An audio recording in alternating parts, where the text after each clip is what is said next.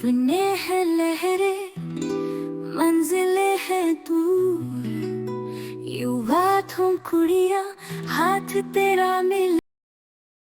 आज हम रांची की एक बहुत ही जानी पहचानी जगह की बात कर रहे हैं, पहाड़ी मंदिर। हाँ बिल्कुल, पहाड़ी मंदिर तो खैर बहुत प्रसिद्ध है। जी, हमारे पास जो जानकारी है ना, वो इसके इतिहास और आज के महत्व पर काफी रोशनी डालती है। तो कोशिश रहेगी कि इस पहाड़ी में जो इतिहास की अलग अलग परतें हैं, उन्हें थोड़ा समझें। हाँ, ये जरूरी है क्योंकि अक्सर हम जगहों को बस आज के रूप में देखते हैं। सही कहा। और शुरुआत ही एक बड़े दिलचस्प, कह सकते हैं, विरोधाभास से होती है। आज देखिए, ये शिवजी का कितना अहम मंदिर है, लाखों लोग श्रद्धा से आते हैं। लेकिन एक वक्त था जब इसी जगह को, इसी पहाड़ी को फांसी टुंगरी कहते थे। टुंगरी मतलब छोटी पहाड़ी। हाँ, तुंगरी मतलब छोटी पहाड़ी और फांसी टुंगरी नाम से ही जाहिर है। बिल्कुल। कहा जाता है कि ये जो लगभग 2500 फीट ऊंची पहाड़ी है, यहाँ अंग्रेजों के खिलाफ लड़ने वाले आदिवासी विद्रोहियों को फांसी दी जाती थी। जी, ये वो दौर था जब ब्रिटिश राज अपना शिकंजा कस रहा था।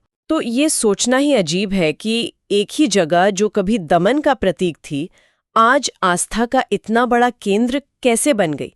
इसी को थोड़ा खोलते। हाँ बिल्कुल। देखिए, जानकारी ये बताती है कि जैसे 1757 प्लासी के बाद फिर 1765 में छोटा नागपुर पर अंग्रेजों का नियंत्रण आया। हाँ, दीवानी राइट्स मिले उन्हें। जी, और फिर 1817 आते आते रांची का सीधा प्रशासन रामगढ़ के मजिस्ट्रेट के हाथ में चला गया। और इसी दौरान देखिए, 1811, 1820, 1831 कई आदिवासी विद्रोह हुए। बिल्कुल, ये वो दौर था जब स्थानीय लोग, आदिवासी समुदाय अपनी जमीन, अपने हक के लिए लड़ रहे थे, अंग्रेजों की नीतियों के खिलाफ आवाज उठा रहे थे। तो ये सिर्फ तारीखें नहीं है, ये उस संघर्ष की गवाही है। सही कहा। और अंग्रेजों ने इन विद्रोहों को दबाने के लिए फिर प्रशासनिक इंतजाम किए। जैसे 1833 में वो साउथ वेस्टर्न फ्रंटियर एजेंसी बनी। अच्छा। हाँ, उसका मकसद ही था कि इस पूरे इलाके पर बेहतर कंट्रोल रखा जा सके। और फिर करीब 1840 में एडमिनिस्ट्रेटिव हेडक्वार्टर्स रांची लाया गया। और इसी पूरे संदर्भ में, इसी माहौल में वो फांसी टुंगरी वाली कहानी बैठती है कि विद्रोहियों को सजा देने के लिए, एक तरह से डर पैदा करने के लिए उस पहाड़ी का इस्तेमाल होता था। तो मतलब वो जगह डर और सत्ता के जोर का प्रतीक बन गई थी। हाँ बिल्कुल। लेकिन देखिए, समय कैसे बदलता है।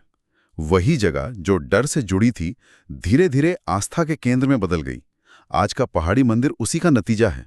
और आज ये मंदिर कितना महत्वपूर्ण है, खासकर श्रावण के महीने में तो लगता है जैसे पूरा शहर वहीं उमड़ पड़ता है। हाँ, लाखों श्रद्धालु आते हैं।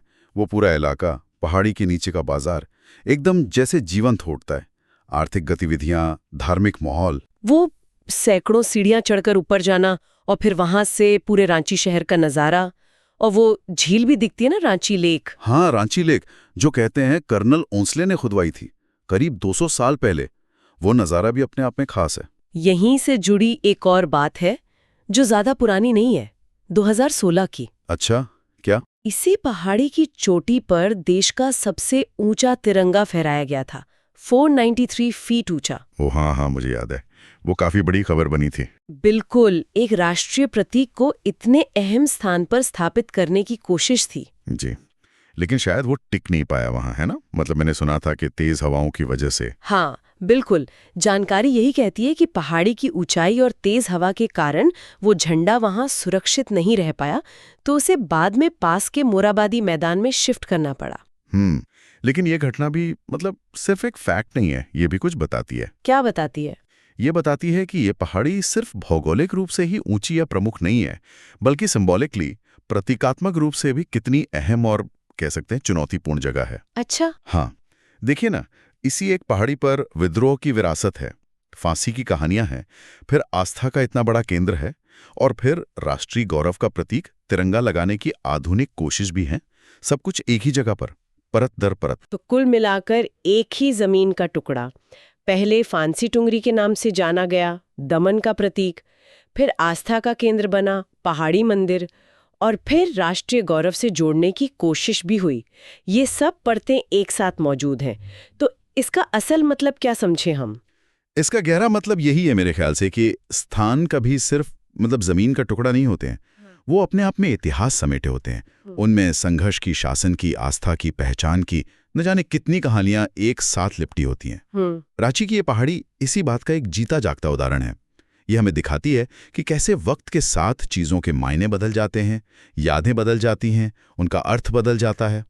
फांसी टुंगरी की वो डरावनी कहानियों से लेकर आज श्रावण में गूंजते बोल बम के नारों तक, इस पहाड़ी ने बहुत कुछ देखा है, बहुत कुछ समेटा है। हाँ, ये बदलाव ही अपने आप में बहुत कुछ कहता है। बिल्कुल, ये ट्रांसफॉर्मेशन ही अपने आप में बड़ा आकर्षक है। सच में एक ही जगह पर इतिहास की इतनी परतें, ये सोचने वाली बात है। हाँ तो श्रोताओं के लिए भी एक सवाल छोड़ जाते हैं। हाँ, जरूर। सोचिएगा कि हमारे आसपास ऐसी कितनी और जगह होंगी जिन्हें हम शायद रोज देखते हैं, गुजरते हैं, पर उनके अंदर छिपी हुई ऐसी ही स्थानीय संघर्ष की, बदलाव की, अनकही कहानियों को हम कितना जानते हैं या जानने की कोशिश करते हैं। सपने हैं लहरें